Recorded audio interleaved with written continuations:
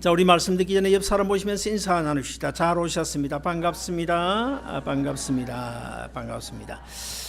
오늘 우리 주신 본문 6절과 11절에 보시면 지금 우리가 가지고 있는 이 개역 개정판 성경에는 본복이라는 단어가 나옵니다. 본복이. 그러나 전에 우리가 사용하던 개역 성경에는 거울로 번역이 되어져 있습니다. 여러분 혹시 오늘 아침 일어나서 교회에 오시기 전에 거울 보지 않고 오신 분이 혹시 계십니까? 아마 제 생각에는 다들 한 번 이상 다 거울을 보고 오신 줄로 생각이 되집니다. 여러분 아침에 자고 일어나서 교회 오기 전에 왜 거울을 보는 것입니까? 거울을 본다. 화장이 혹시 잘못되지 않았나? 그리고 또 머리나 입은 옷이 흐트러지지는 않았나? 그런 것들을 살펴보기 위해서 거울을 볼 것입니다. 여러분 이 화장을 다 하잖아요. 여자분들은 화장을 하는데 이 화장품을 가리켜서 코스메틱이라고 그러죠. 이 코스메틱은 본래 그 원어적으로 코스모스에서 나온 말입니다. 코스모스. 이 코스모스는 무슨 뜻인가 하면 우주라는 뜻입니다. 우주.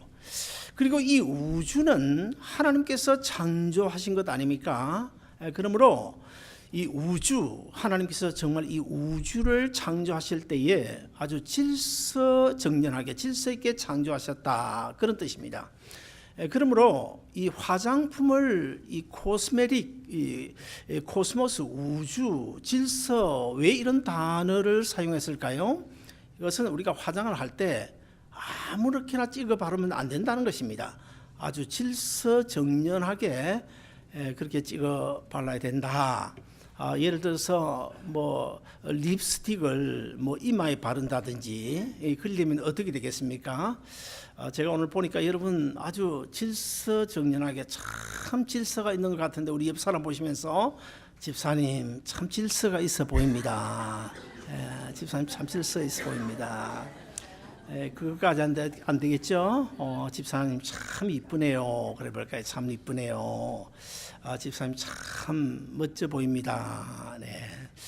자, 오늘 본문에는 구약시대 이스라엘 백성들이 애굽에서 나온 뒤에 40년 동안 강약길을 걸어가는 동안에 실패한 사건들이 많이 있어요. 하나님의 말씀에 순종하지 아니하고 제약 가운데 헤매다가 실패한 사건들이 많이 있는데 그러한 실패한 그 사건들을 오늘 본문에 소개하면서 그 사건들이 바로 신약시대를 살아가는 오늘 우리에게 거울과 같다, 본보기와 같다, 그런 뜻으로 지금 말씀하고 있습니다. 여러분 구약시대 이스라엘 백성이라고 그러면 지금도 뭐 많은 민족들이 있지만은 옛날 그 당시에도 여러 민족이 있었습니다. 그런 많은 민족 가운데서 하나님께서 특별히 이스라엘을 너는 내 것이라고 지명하여 하나님 자기 백성으로 선택하셨습니다. 그리고는 하나님께서 이스라엘 백성들에게 얼마나 복을 주신지 몰라요. 심지어는 하늘 문을 열어 만나를 주시고 수많은 그 동풍을 불어서 메추라기 떼를 불러 모아서 코에서 냄새가 날 정도로 많은 고기를 먹여 주시기도 하셨습니다. 그리고 때로는 뭐 그 외에도 여러 가지 기적을 통하여 이스라엘 백성들과 함께 하셨고 그 이스라엘 백성들을 도와주셨고 큰 복을 주셨어요. 자, 그러면 자, 하나님께서 그런 정도로 많은 복을 주셨으면 이스라엘 백성들은 정말 하나님의 뜻에 순종하며 하나님의 말씀대로 살아야 했습니다. 그럼에도 불구하고 이스라엘 백성들은 하나님의 말씀에 순종하지 않았어요. 하나님의 백성답게 살지를 않았습니다. 어떻게든지 하나님을 저버리고 우상 숭배하고 오늘 본문을 보니까 간음하고 하나님을 원망하고 불평하는 가운데 살았습니다. 자, 사도 바울은 오늘 본문을 통하여 이렇게 말씀하고 있는데요. 본문 6절에 보시면 이런 일은 우리의 거울이 되어 우리로 하여금 저희가 악을 즐겨한 것 같이 즐거워하는 자가 되지 않게 하려 함이라. 그리고 넘어가서 11절에 가서 보면 우리에게 이런 주의를 주고 있습니다. 저에게 당한 이런 일이 거울이 되고 또한 말세를 만난 우리의 경계로 기록하였느니라. 자, 여러분, 이 거울, 오늘 우리가 가진 성경에는 지금 본보기로 되어 있습니다만 이것을 제가 헬라 원어로 찾아보니까 티포스라고 되어 있는데요. 티포스라는 단어가 어떤 뜻인가 하면 거울, 본보기, 그리고 또 다른 하나 이런 뜻이 있습니다. 경계로 삼아야 할 교훈, 사례 이런 걸 되어 있습니다. 무슨 말인가 하면 오늘 본문에 이스라엘 백성들이 범죄하다가 하나님의 징계를 받고 실패한 그 사건들을 그냥 넘기고 지나가서는 안 된다는 거예요. 우리의 본보기를 삼고 우리에게 하나님이 주시는 경고의 사례로 삼아야 된다, 그런 뜻입니다.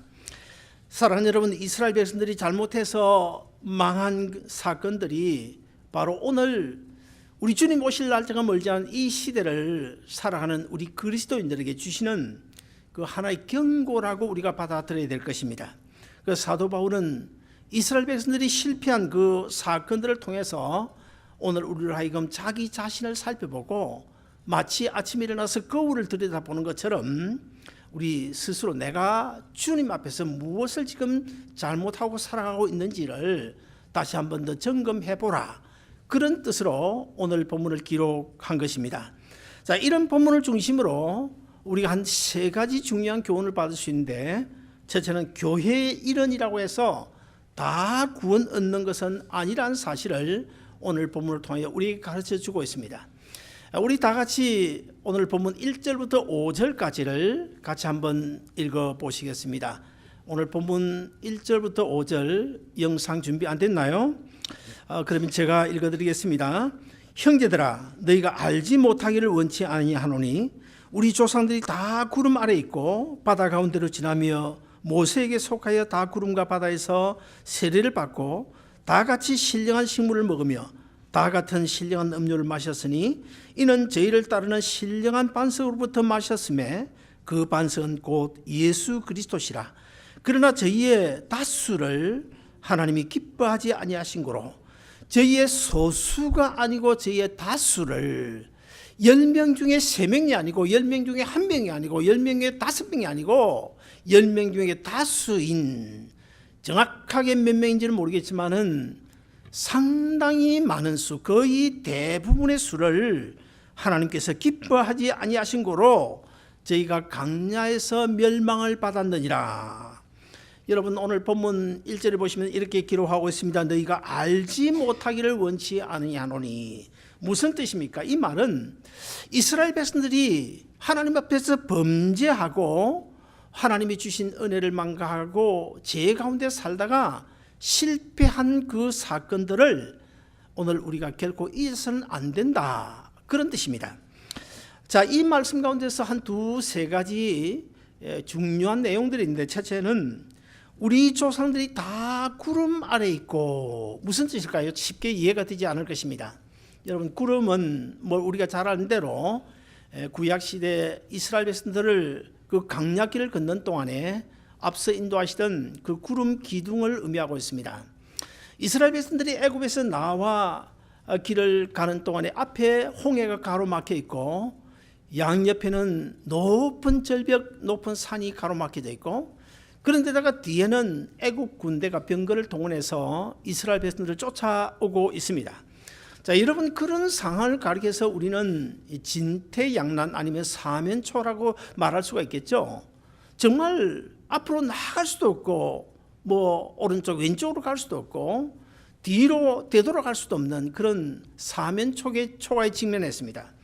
그때 하나님께서 어떻게 역사하십니까? 이스라엘 백성들을 앞장서서 인도해 주시는 그 구름 기둥이 밤이었는데요, 밤에 순식간에 이스라엘 진영 뒤로 옮겨가서 뒤쫓아오고 있는 그 애국 군대와 이스라엘 진영 그 사이에 딱 가로막아 서게 됩니다. 그때가 언제냐면 밤이었어요. 어두운 밤이었는데 안 그래도 칠흑같이 어두운 그 밤인데 거기다 구름 기둥이 이스라엘 진영 뒤로 옮겨가서 애국 군대가 딱 가로막고 서 있다. 그리고 그 앞에 천사들이, 무장한 천사들이 가로막고 있다. 자, 이런 상황을 우리가 한번 우리가 더듬어 보면 얼마나 참 하나님의 은혜가 큰지 모르죠. 지금 애국 군대의 칼에 다 죽을 수밖에 없는 그런 상황 속에서 하나님이 구름 기둥을 뒤로 옮겨 이스라엘 보호해 주시고 홍해를 건너게 해주셨다. 그것을 가리켜서 오늘 본문에서 우리 조상들이 다 구름 아래 있고 이런 표현을 쓰고 있어요. 그 다음에 두 번째는 구름 아래 있던 그 바다, 구름 아래 있던 이스라엘 백성들로 하여금 바다를 건너가게 하셨다고 말씀하고 있어요. 자, 이것은 구름 기둥의 보호 아래 이스라엘 백성들이 그 홍해를 무사히 건너가게 된 그 사건을 가리켜 말씀하고 있어요. 자, 이스라엘 백성들이 구름 기둥으로 보호를 받고 홍해를 건넌 이 사건이 오늘 신약 시대인 우리에게 어떤 의미가 있을까요? 구약 시대에 그 이스라엘 백성들이 애굽에서 나왔다, 그리고 홍해를 건넜다, 강약길을 걸어간다, 그리고 요단강을 건너간다, 가나안 땅에 들어간다. 여기에는 놀라운 그 엄청나게 40년이라고 하는 긴 세월 동안 걸쳐져 있는 그런 큰 사건이지만은 그 사건을 통하여 하나님께서 우리 인류를 구원하시는 그 과정을 우리에게 보여주고 있는데요. 애굽은 뭡니까? 바로 죄악 세상을 가리키고 있어요. 애굽은 죄악 세상인데 죄악 세상에 있던 그런 우리 한 사람 한 사람을 바로 이스라엘 백성들을 구출해 주는 것처럼, 엑소더스 시켜 주는 것처럼 죄악 세상에서 이끌어내어 교회로 오게 해주셨다는 것을 의미하고 있고, 그 다음에 홍해는 뭘까요? 홍해는 바로 요즘의 세례를 상징하고 있습니다. 그리고 이 강약길, 40년 강약길은 우리가 예수 믿고 구원받은 성도들이 이 죄악 세상, 주님 오실 그때까지 죄악 세상을 살아가게 되는 그 과정을 우리에게 보여주고 있고, 그리고 마지막 요단강은 찬송가에도 나오지 않습니까? 마지막 천국 들어가는 그 관문을 이야기해요. 그리고 가나안 땅은 바로 천국을 상징하고 있죠. 자, 그러면 여기서 이 홍해를 건넜다, 이것은 바로 오늘 이 시대의 세례를 상징하고 있는데, 여러분, 이스라엘 백성들에게 홍해가 어떤 의미가 있습니까? 바로 죽음을 의미하고 있어요. 홍해는 절대 건널 수 없는, 홍해에 들어가면 완전히 다 빠져 죽을 수밖에 없는 그런 죽음을 상징하고 있어요. 그 이스라엘 백성들이 그 홍해를 건넜다, 이 말은 그 죽음의 홍해에 빠졌는데, 죽음의 홍해에 빠진 그 이스라엘 백성들을 하나님께서 살려주셨다, 그렇게 말할 수 있지 않겠습니까?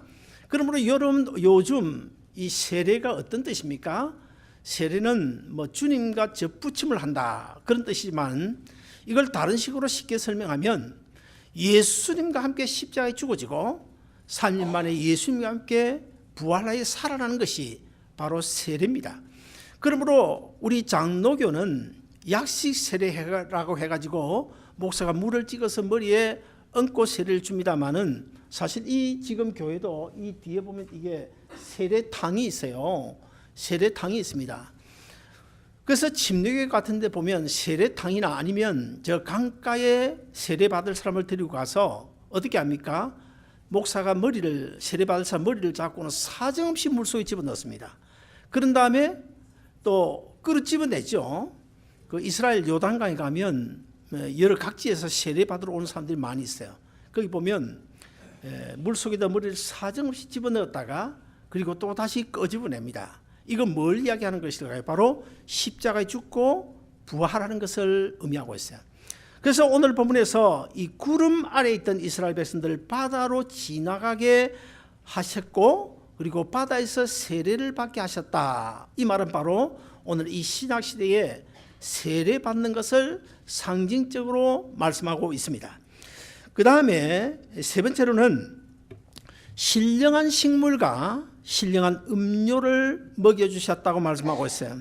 여기서 이 신령한 음료, 신령한 음식은 뭐 우리가 육체적인 생명 유지를 위한 그 떡이라든지 뭐 음료수 이런 것들을 의미하지 않습니다.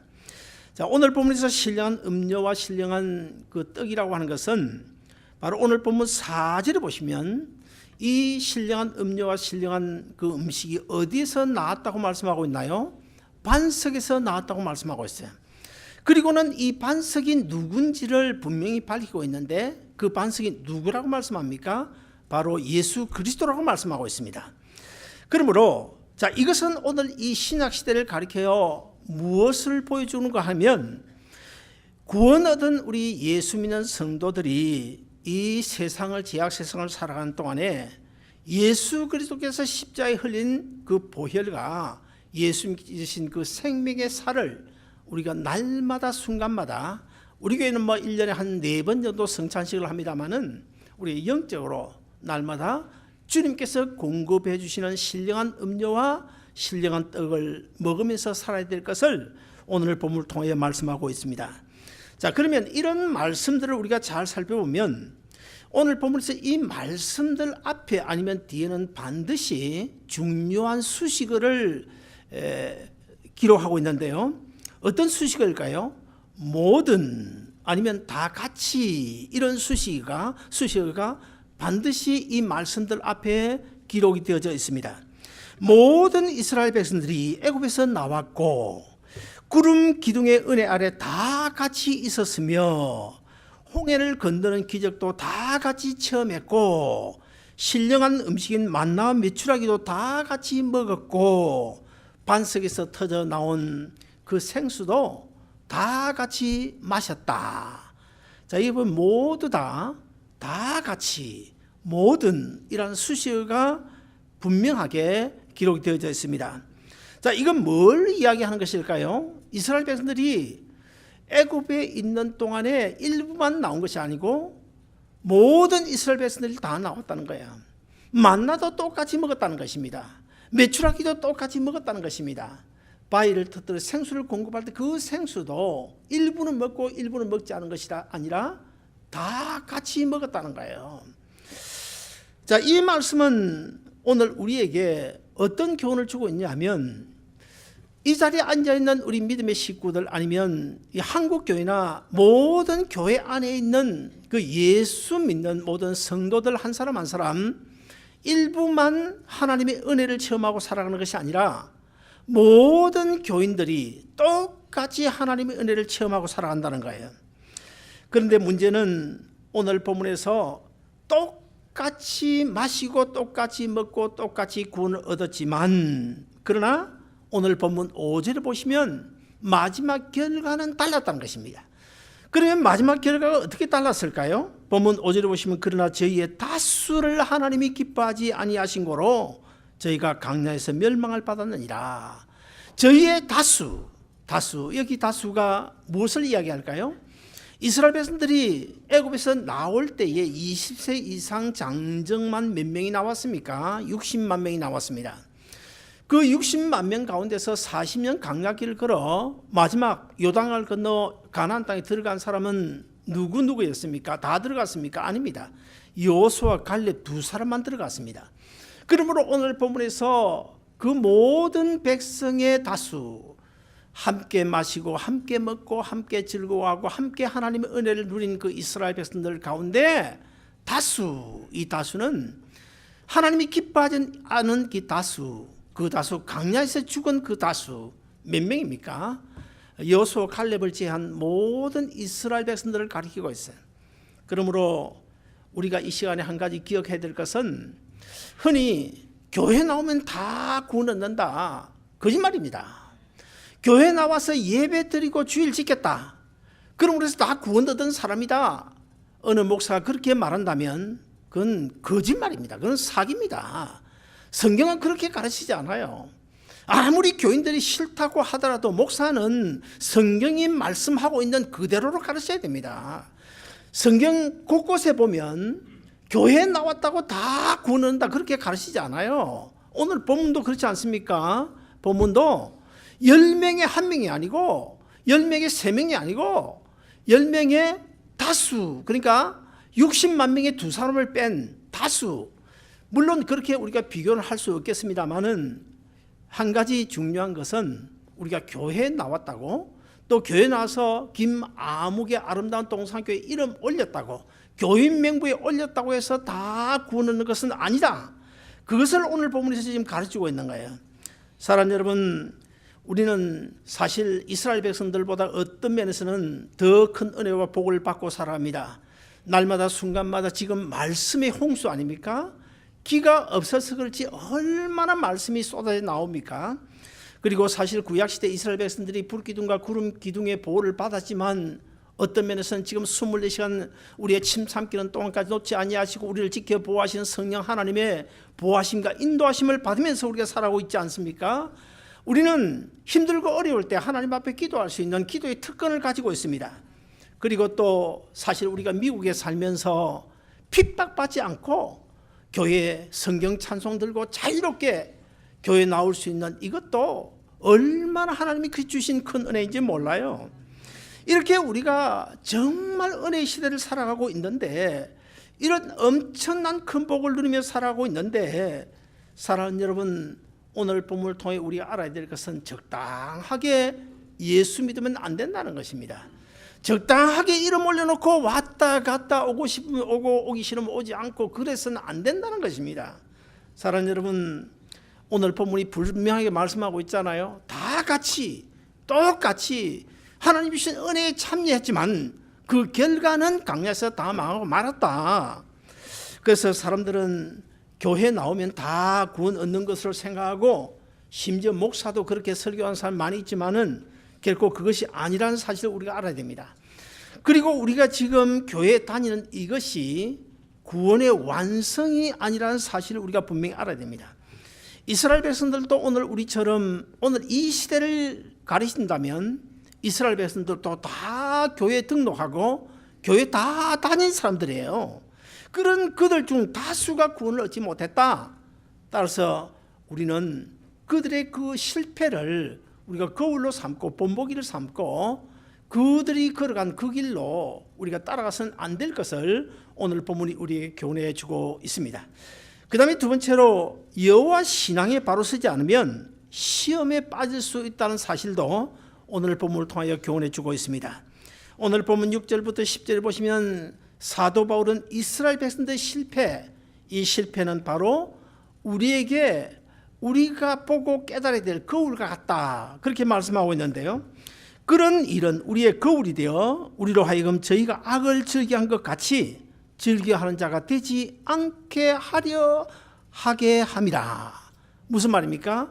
우리로 하여금 그 이스라엘 백성들이 걸어갔던 실패했던 그 사건들을 우리가 성경을 읽으면서 말씀을 들으면서 나는 저래서는 안 되겠구나 라는 것을 깨달아야 한다는 것입니다. 그러면 이스라엘 백성들이 왜 구원의 길에서 실패하고 낙오자가 되었을까요? 한 세 가지 중요한 이유가 본문에 나오는데요. 첫째는 우상 숭배에 빠졌기 때문입니다.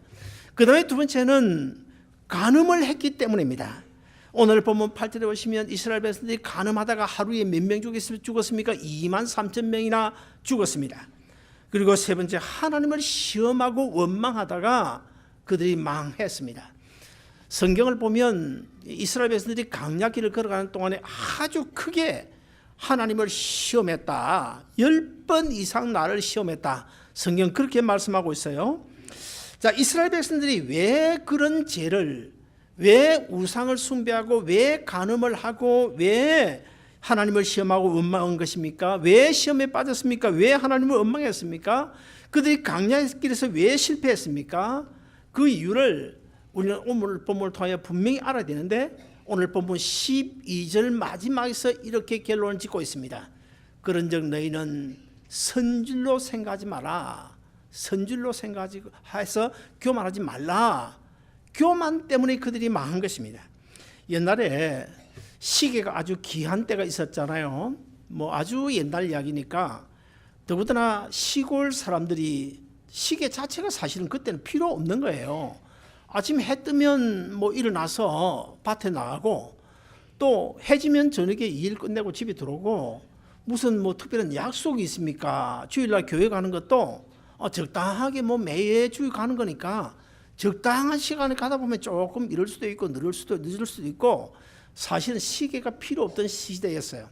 그런데 어떤 그 여자 집사님이 이제는 이런 결심을 합니다. 내가 매일 새벽 기도에 나가야 되겠다. 그러기 위해서는 시계가 좀 필요한데 그래서 이제 장날 장터에 나갔습니다.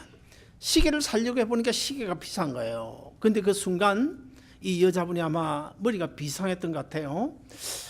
그러면 시계를 사지 말고 시계의 역할을 할 수 있는 닭을 살면 어떨까? 닭을 한 마리 사놓으면 시계 역할도 하고 또 알도 낳아주니까 아주 일거양득이 아닌가. 그래서 이제 장터에서 닭을 한 마리 사가지고 왔습니다. 근데 이제 월요일 다음날 아침부터 이 닭이 울면 일어나서 새벽 기도를 가려고 그러는데 닭이 울지를 않는 거예요. 오늘도 울지 않고 내일도 울지 않고 울지 않는 거예요. 그래서 일주일이 지났습니다. 그래서 6일장, 7일장 그 장터에 이제 그 닭 장사에게 가서 물어봤어요. 자초지종을 이야기하고, 아니 왜 닭이 지금 어제도 울지 않고 하루 지금 울지 않는데 왜 울지 않는 것입니까? 그랬더니 그 닭 장사가 그 여자 집사님의 이야기를 쭉 듣더니 이런 질문을 합니다. 그러면 닭장은 지어줬습니까? 예, 닭장 작지만은 닭장을 지어줬지요. 그러면 닭모이는 제대로 배가 부르도록 잘 먹여줬습니까? 닭이 혹시 배가 고프면 힘이 없어서 못 울 수도 있으니까. 그랬더니 모이 넉넉하게 줬죠. 아버지 배부르도록 줬습니다. 그 또 세 번째 이제 마지막 이런 질문을 합니다. 그럼 그 닭장에 그 수탉 한 마리도 같이 넣어줬습니까? 그러면요. 수탉도 넣어줬죠. 그랬더니 그 닭 장사가 뭐라고 말하는지 아십니까? 아니 여보시오, 닭이 좋은 집 있겠다, 배부르겠다, 거기다 남편까지 있는데 뭐 하려고, 뭐가 답답해가 새벽마다 일어나서 울 것이요. 그렇게 대답하더랍니다. 여러분, 우리는 삶이 힘들고 어려울 때 아니면 병들었을 때 시험이 오는 줄로 생각하잖아요. 그런데 사실은요, 여러분 한번 짐작을 해보시길 바랍니다. 어려운 일이 있을 때 우리가 시험에 들고 하나님을 원망하는 것이 아니라 오히려 형편 좋을 때 더 하나님을 원망하고 더 시험에 들기 쉬워요. 사랑하는 여러분, 우리가 힘든 일, 어려운 일로 인해 가지고 당하는 시험은요, 그 참기가 쉽습니다. 차라리 승리하기 쉬워요. 그러나 우리가 형편이 넉넉하고 좋을 때 찾아오는 시험은요, 참 그걸 잘 참지를 못해요. 그 동남아에서 이제 한국으로 시집 온 그 며느리들이 몇 명이나 된지 아십니까?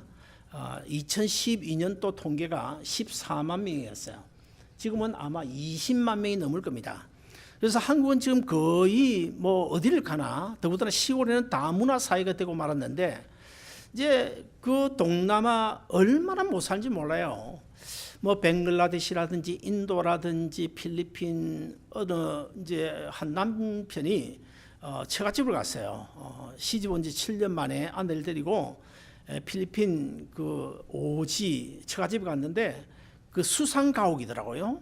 이 강 위에, 바다 위에 이제 집을 지어놓고 있는데 화장실을 못 가가지고 얼마나 고통을 당하는지요. 그걸 보니까 화장실이라는 게 아마 여기 어른들도 옛날에 경험해 보셨는지 모르겠지만은 뭐 수세식은 고사하고 그것도 아주 내추럴한 수세식이라고 볼 수도 있는데, 그냥 강 위에 그냥 이렇게 좀 베니아판으로 좀 잘 이렇게 만들어 놓았으면 좀 안전하게 만들었으면 좋을 텐데, 그냥 나무 둥치를 반으로 딱 잘라가지고 여기 하나 놓고 여기 하나 놓고 그 위에 가서 이제 용변을 봐야 되는데 여기저기 다 밑에 뚫렸잖아요.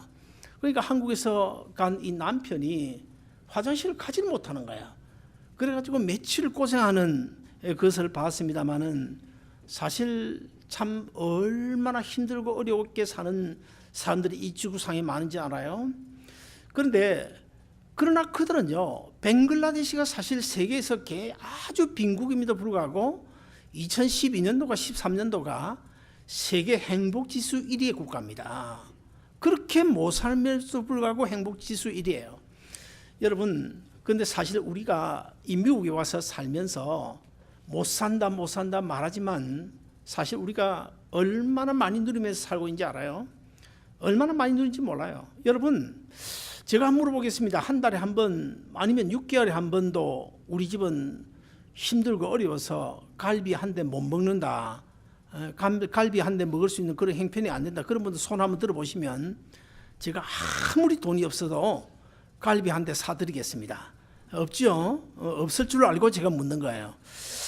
여러분, 우리가 이 형편 넉넉하게 사실은 살고 있으면서 불구하고 얼마나 하나님을 원망하고 하나님을 시험하는지 몰라요. 옛날 우리가 어릴 때는 참 못 살고 그럴 때는 교회 가도요, 상처받거나 시험 드는 일이 별로 없어요. 누가 심지어 욕을 해도 아니 그냥 한마디 사과하면 그래서 끝났습니다. 그런데 요즘 그렇습니까? 우리 교회는 그런 경우 별로 없지만 그래도 뭐 교인끼리 막 심하게 주고 받았다 그러면 사과를 해도 그게 풀리지 않고요. 또 별것 아닌 말 한마디 들어도 밤잠을 설치지 않습니까? 그래서 우리가 이 잘 산다고 해서 원망이 없고 시험이 없는 것이 아니라 오히려 잘 살고 어렵지 않을 때 더 하나님을 원망하시고 더 시험에 들 수 있기 때문에 우리가 조심해야 된다는 것입니다. 그리고 또 한 가지 우리가 주의해야 될 것은 부정적인 생각은 절대로 가지면 안 됩니다. 간혹 우리가 참 부정적인 생각 때문에 어려움을 당한 사람들을 보잖아요. 옛날에 한국에서는 내가 아주 뭐 큰 회사의 가장이었다, 부장이었다, 뭐 좋은 집에 살았다. 그런데 미국 와서는 왜 이렇게 내가 어려움을 당해야 되나? 이런 이야기 하는 분도 있고요. 나는 뭐 나이가 늙었다, 나는 가진 것이 없다, 뭐 이런 참 부족한 것들 내어놓고 우리가 자꾸 부정적인 생각을 하게 되는데 우리 신앙의 세계는 절대로 그물이 부정적인 생각입니다. 우리는 언제나 긍정적인 생각을 해요. 저는 옛날에 미국에 와가지고 한 10몇 년 동안 참 어려운 그런 삶을 살았어요. 냉장고에 김치도 어떤 때 떨어질 때가 있었고 그렇지만은 주일날 교회 가면 그 어떤 누구도 냉장고에 김치도 제대로 없다 그렇게 봐주는 사람 아무도 없었습니다. 다 저를 보고 그냥 넉넉하게 잘 사는 줄로 생각했어요. 왜냐하면 맨날 뭐 주일날 가면 뭐 웃고 다니니까. 그래서 한 20년 된 그런 넥타이를 갖다 메고 나가도 프랑스 파리제로 봐주고 우리 그 손아래 처남이 39에 목사였는데 급성 간암으로 죽었어요. 그 처남이 입던 그 옷을 내하고 체격이 비슷해가지고 여러 벌 가져왔는데 그걸 제가 오랫동안 제가 한 10년 이상 그 옷을 입었습니다. 그 옷을 입고 나가도 그 헌옷 남의 옷을 얻어 입어도 아무도 저보고 남의 옷을 얻어 입었다 그런 사람 없었어요. 아니 그때 제가 장로였는데 아니 장로님은 뭐 맨날 뭐 옷을 이렇게 이 옷 입었다 저 옷 입었다 형편이 넉넉한가 보다 그렇게 생각해서 제 아내도 얼마 전까지면 지금도 간혹 갑니다. 드립티샵 가가지고 그냥 중고 뭐 2불 5불 3불 그래서 내가 한 번은 그랬어요. 다른 건 좋은데 옷은 좋은데 제발 구두는 좀 사오지 마라. 아무리 이태리제 구두라도 구두는 좀 안 사왔으면 좋겠다. 그 요즘 뭐 이제 오는 걸 제가 보지 못했는데요. 아무튼 우리가 이 부정적인 생각은 그 부정적인 생각을 할 때 사탄 마귀가 거기에 틈을 타게 돼요. 그러면 점점 더 어려워지게 됩니다. 우리가 없어도 뭐 없는데 있는 척 할 필요는 없지만 그래도 하나님 주실 줄로 믿습니다. 우리는 늘 긍정적으로 살아갈 때 거기에 하나님께서 우리에게 복을 주시는 줄로 믿습니다. 마지막 세 번째로 우리가 한 가지 생각할 것은 잘못을 뉘우치고 마음의 죄를 하나님 앞에 토해야 할 것을 교훈하고 있어요. 어떤 시골의 농부가 아침부터 열심히 이제 일을 하다가 점심 때 이제 밥을 먹고 밥을 아내가 가져다 준 그 밥을 먹고 원래 시골에 뭐 일을 하다 보면 식곤증이 일하는 게 있잖아요. 그 점심을 먹고 식곤증이 와가지고 너무너무 졸려가지고 나무 그늘 밑에서 입을 해 벌리고 이제 이렇게 코를 기르면서 이제 고면서 잠에 들었어요. 잠에 빠졌는데 입을 벌리고 잠을 자는데 조그마한 독사 한 마리가 쏘든지 그 구멍인 줄 알고 그게 쏙 들어가 버린 거예요. 그런데 그 순간 이 잠을 자던 이 농부가 그냥 배가 아프기 시작하고 구역질이 나고 그냥 못 견딥니다. 그런데 마침 그때 어떤 노인이 지게를 지고 지나가다가 노인이 오더니 막대기, 짝대기 있잖아요. 막대기를 가지고 이 농부를 막 등을 두드리는 거예요. 때리는 거예요. 그래서 이 농부가 아니 안 그래도 지금 죽을 지경인데 그냥 다짜고짜 그냥 아무 말도 없이 패니까 그래서 이제 그 노인 보고 대들었습니다. 아니 왜 생사람을 이렇게 패는 것이요? 그렇게 하고 막 배를 옮기지고 하는데 배에서 그냥 꿈틀꿈틀하더니 쑥 그냥 빠져나와가지고 숲속으로 들어가 버린 게 독사가. 그때 그 노인이 이런 말을 했습니다. 내가 처음부터 자네 입에 그 독사가 들어간 것을 다 보고 있었네. 만약에 내가 자네 그 목구멍 안에 독사가 들어갔다는 것을 이야기했으면 자네가 믿었겠는가? 안 믿을 것이고 또 믿었다고 한다. 만약에 믿었다면 자네는 틀림없이 놀래가 기절해가지고 죽었을지도 몰라. 그래서 내가 말하지 않은 거야. 그랬다는 것입니다. 여러분 지금 이 이야기를 제가 왜 하는 것일까요? 그 노인이 와서 다짜고짜로 아무 이유도 되지 않냐고 막 그 짝대기로 때려 팼잖아요. 여러분 우리가 인생길을 살아가는 동안에 그런 경우 있잖아요. 아무런 이유도 없이 누군가에 막 두들겨 맞는다 싶을 그런 때가 있잖아요. 그래서 하나님 앞에 원망하죠. 내가 뭘 그렇게 잘못했길래 Why me? 왜 다른 사람 다 괜찮은데 왜 내가 이렇게 생각하잖아요. 왠지 모르게 마음이 아프고 속이 쓰린 그런 경우도 있을 것입니다. 자꾸만 이유 없이 나를 괴롭히는 그런 일들이 막 여기저기서 생겨나는 그런 경우도 있을 거예요. 그러나 여러분 그 농부가 토해내면 살듯이 우리가 어렵고 힘든 문제를 만나면 이유를 몰라도 하나님 앞에 십자가 밑에 부복하고 토해내면 하나님께서 그 문제 해결해 주시고 은혜 주시고 우리가 고통당하는 것도 순간적으로 해결될 수 있는데 토해내지 않기 때문에 자꾸만 속에다 집어넣고 숨기고 그러기 때문에 결국 그 문제가 해결되지 않냐고 어려운 고통을 당하는 수밖에 없는 것입니다. 자, 오늘 본문은 이 사건의 결론을 이렇게 짓습니다. 본문 12절을 보시면 그런즉 선줄로 생각하는 자는 넘어질까 조심하라. 선줄로 생각하는 자는 넘어질까 조심하라. 이스라엘 백성들이 사실 그런 어려운 사건들 속에서 실패한 이유는 바로 하나님 앞에서 교만했기 때문입니다.